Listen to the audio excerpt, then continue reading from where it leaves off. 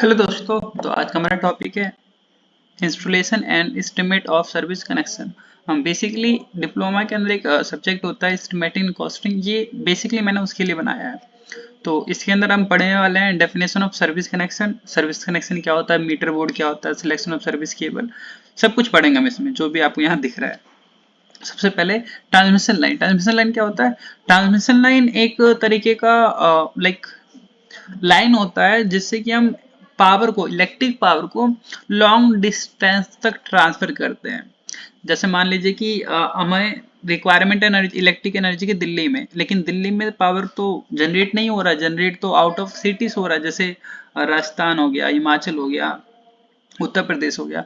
तो यहाँ से हमें पावर को ट्रांसफर करना होता है। जो जो लाइन हम यूज करते हैं ट्रांसफर करने के लिए, उसी को ट्रांसमिशन लाइन कहते हैं। ठीक है। उसके बाद आता है सर्विस लाइन।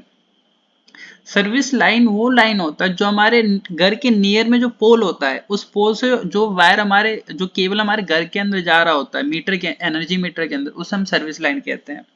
यानी जो नियरेस्ट में आपके घर के पोल है, उस पोल से आपके एनर्जी मीटर में जो केबल यूज हो रही है, उसे हम सर्विस लाइन कहते हैं। ठीक है।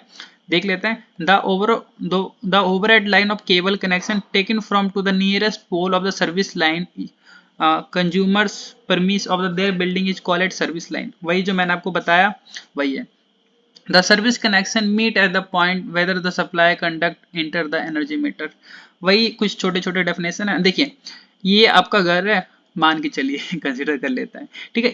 ये आपका पोल है आपके घर के पास का, और यहाँ पे service line, service drop wire, इसे सर्विस लाइन कहते हैं।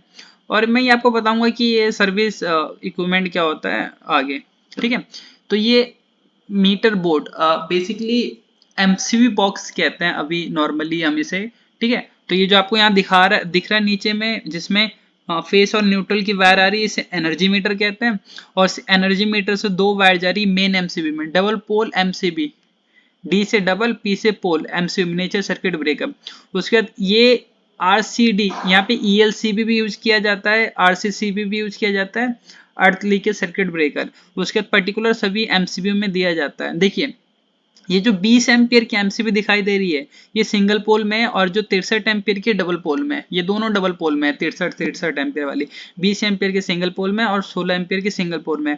तो जो 16 एम्पियर और जो 20 एम्पियर, ये दोनों पावर में यूज किया जाता है, और जो 10 एम्पियर और जो 6 एम्पियर आता है, वो दोनों लाइट के लिए यूज किया जाता है।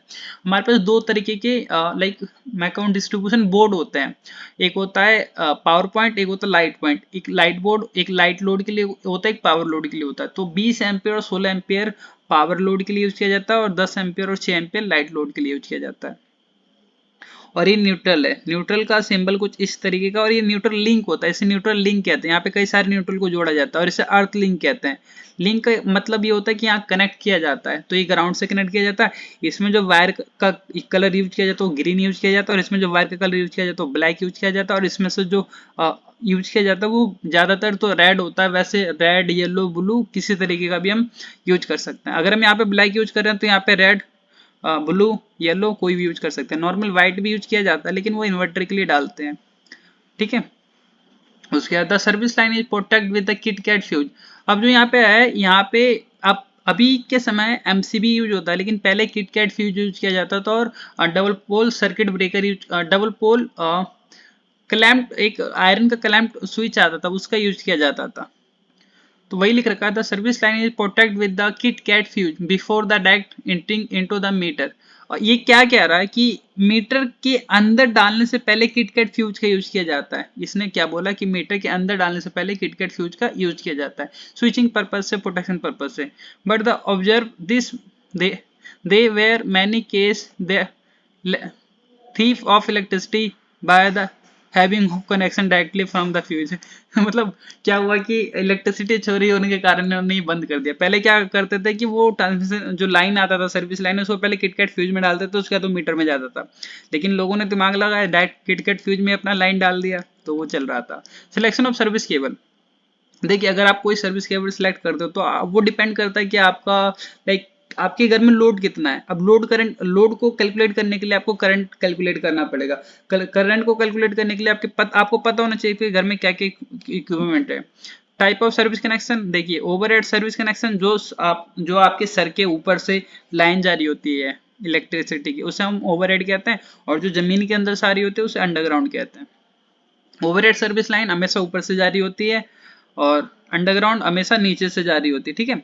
अब देखते हैं overhead service line, when the service line is provide with the help of the overhead line the must we have fix clearance above to the ground of the lowest conductor. यानी अगर आपके घर के ऊपर से कोई लाइन जा रही है तो वो एक डिस्टेंस मेंटेन करके चलेगी, ऐसा नहीं कि दीवार से चिपका के इलेक्ट्रिसिटी की वायर निकाल दे। Clearance must be provide from to the adjustment building. Overhead service connection can be done by different type of. देखिए यहाँ तक तो ओवरहेड का था, और ये डायग्राम में इसने बता रखा है कि जो लाइन है वो आपके घर के मतलब डिस्टेंस मेंटेन करके रखेगी, ऐसा नहीं कि वो यहाँ से घर के आगे 1 मीटर या स्टैंडर्ड वैल्यू लेके चलता हूँ, 1 मीटर या 0.75 मीटर कंसिडर करके चलते हैं। Underground cable, underground service connection, underground का मतलब क्या है, जो वायर अंदर अंदर ग्राउंड के अंदर अंदर जा लेते हैं उसे अंडरग्राउंड कनेक्शन कहते हैं। Use of underground cable is usually made for the service connection when the power is to be supplied by the consumer more than 25 kilowatt. EI rules, Indian electricity rules for service connection. देखिए अब जो government ने कुछ rules दे दिए, ऐसा नहीं कि like electricity board वाले अपनी मर्जी का कुछ भी करे, तो यहाँ कुछ रूल्स है उनको हम फॉलो करना होता है सबको ही। The height of service line conductor erected across the street must not be less than for low and medium voltage line 5.975 metre से नीचे नहीं होना चाहिए। For high voltage line 6.10 metre से नीचे नहीं होना चाहिए जो लाइन हो, सर्विस लाइन हो। The height of service line conductors erected along with the street must not be less than for ये कितना 5.490 मीटर से नहीं होना चाहिए और 5.795 मीटर से नहीं होना चाहिए वोल्टेज के लिए। For extra high voltage line, extra high voltage बहुत ज्यादा हो जाता है। Clearance ground shall not be less than 5.185 meter, इससे नीचे नहीं होना चाहिए, प्लस 0.35 मीटर पर एवरी 33 किलो वोल्ट। अगर आप 33 किलो वोल्ट बढ़ा रहे हो तो आपको इतना डिस्टेंस ग्राउंड से आपको बढ़ाना पड़ेगा। The part of therefore by the which of the line conduct voltage exceed 33 केवी। जैसे जैसे आप लाइन की वोल्टेज बढ़ाओगे वैसे वैसे आपको ग्राउंड का क्लियरनेस बढ़ाना पड़ेगा, यानी ग्राउंड से उसकी ऊंचाई वायर की बढ़ानी पड़ेगी कंडक्टर की। Rule number 79, rule number 79, where the low और मीडियम वोल्टेज ओवरहेड, लो मतलब कम वोल्टेज की बात हो रही है, मीडियम जैसे 11 केवी हो गई और 33 केवी हो गई, दोनों 11 केवी लो वोल्टेज में आता है और 220 और 440 भी लो में आता है, और मीडियम 11 केवी और 33 केवी आती है। वो डिपेंड करता है कि आप किस व्यू से देख रहे हो। voltage overhead line pass above the adjustive to the building the following minimum clearness to be। अब अगर आपके घर के पास से कोई वायर जा रही है इलेक्ट्रिसिटी वायर, तो वो ऐसा नहीं कि आपके छत के ऊपर से लेके चली जाएगी चिपका कर, तो उनके लिए भी कुछ रूल्स बना रखे इन्होंने। when the line pass above the building, अगर बिल्डिंग के पास से कोई लाइन पास होती है, अ वर्टिकुलर डिस्टेंस, वर्टिकुलर डिस्टेंस का मतलब क्या है कि उससे दूरी बना के रखेगी ऑफ 2.44 मीटर, यानी 2.44 मीटर इतना डिस्टेंस मेंटेन करके चलेगी from to the highest point of the building, जो बिल्डिंग का हाईएस्ट पॉइंट है उससे इतना डिस्टेंस मेंटेन करके चलेगी। मतलब अगर आपका घर है, मान के चलिए आपका घर कहीं है, उससे इतना हाइट पे, इतनी हाइट पे 2.44 मीटर हाइट पे ही आप वो वायर, उसके ऊपर से ही वायर को ट्रांसमिट किया जाएगा, इससे नीचे नहीं हो सकता। अगर हो सकता तो आप कंप्लेंट कर सकते हो, आपके पास कानूनी हक है।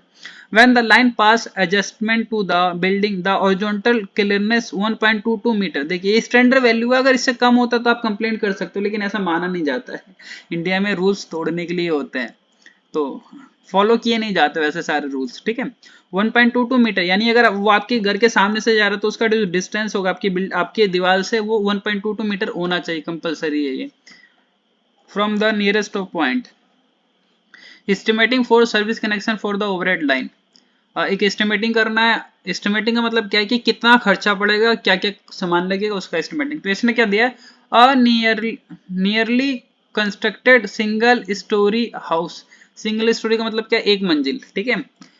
It to be provide with the single phase 230 volt, 230 volt supply देना, 58 का supply, having the load of 5 kilowatt, 5 kilowatt का लोड है। द 5 किलोवाट का लोड है, 230 से डिवाइड कर दो 5 को कितना पड़ेगा, यानी अप्रोक्सीमेट 5 किलो नहीं 5000 है ये, हाँ 5000 को 230 से डिवाइड करो, ठीक है। करंट निकाल लो, करंट निकालने के बाद पता चलेगा कितने एम का वायर लेना है। मैं करंट निकाल के देखता हूँ। 5000 को डिवाइड कर दो 230 से, 21.73 एम्पियर लेगा। भाई गॉड, बहुत ज्यादा मोटा वायर होगा। The supply is to be glazed from overhead line 20 meter away from to the building। जो सप्लाई है वो 20 मीटर दूर है। Prepare the list of the material from the giving the service connection and also be the estimate the cost of the service connection। आपको ना material का नाम पता होना चाहिए, आप लिख तो कुछ भी सकते हो, कॉस्ट का ज्यादा कोई फर्क नहीं पड़ता। क्या क्या यूज होगा आपको, मतलब आपको कनेक्शन देना है तो उसके लिए आपको पता होना चाहिए कि आपको वायर कितना मोटा लगाना है, ठीक है। तो select the rating of weather proof twin core. Twin core का मतलब 2 कोर वाली तार। Aluminium conductor cable and line conductor, यहाँ एल्युमिनियम और कॉपर दोनों यूज कर सकते हो, as your wish. Total connected load कितना है, 5 किलो वाट का लोड है। वोल्टेज कितना, तो करंट कितना हो, करंट होगा 21.7 एम्पियर। डिरिवेस्टिव फैक्टर कितना, 60%। टोटल कनेक्टेड लोड कितना, 13.7 एम्पियर, ठीक है। अब क्या कह रहा है ये, यहाँ देखते हैं। The meet of the present load requirement and provision for the future requirement even the event the expression, पता नहीं क्या लिखते हैं यार। It is the therefore suggestion of the weatherproof size 1/3.55 mm और 10 mm। ये जो कंडक्टर का साइज, जो केबल का साइज दे रखा है वो 10 mm के दे रखा है। Twin core PVC insulator rated to carry the load 34 ampere. 10 mm का वायर 34 एम्पियर तक करंट झेल सकता है, और हमारा जो करंट मैक्सिमम आया वो 21 एम्पियर आया है। The size of insulation between supplier and pole is the distribution pole up to insulation. पढ़ लेना यार आप, ये जो अर्थिंग के लिए यूज किया जाता है वो 8 SWG standard wire gauge use किया जाएगा। स्पेसिफिकेशन दे रखी है, क्वांटिटी, रेट कुछ कंफर्म नहीं करना होता है। स्पेसिफिकेशन देखते हैं। 8WG अर्थिंग के लिए यूज किया गया। वाटरप्रूफ वायर 10 mm का यूज किया गया 2 कोर में, और किसके लिए, 34 एम्पीयर के करंट के लिए। GI पाइप यूज किया गया 50 mm का डायमीटर, किसके लिए वायर को कंडक्ट कराने के लिए। अर्थिंग वायर यूज किया गया, उसके लिए GI पाइप यूज किया गया। Pipe bend 50 mm die. आप जो ये डायग्राम देखिए, यहाँ पे जो भी आपको डायग्राम में दिख रहा है ना, उसी को यहाँ पे मेंशन कर रखा है, और कुछ ज्यादा मेंशन नहीं कर रखा है। स्टे वायर, ये देखिए स्टे वायर किसे कहते हैं। ये जो वायर दिखाई दे रही है आपको पीछे में, स्टे रॉड के साथ स्टे वायर, एक इंसुलेटर, ये स्टे वायर है। आपको ये डायग्राम अच्छे से देखना, और इसी डायग्राम के सारे पार्ट को यहाँ पे मेंशन कर देना है, ठीक है। बस इसमें इतना ही है, और उसके बाद आपको टोटल कॉस्ट बता देना है। कॉस्ट कुछ भी ले सकते हैं अपने हिसाब से, और फिर ये हम नेक्स्ट वीडियो में देखेंगे।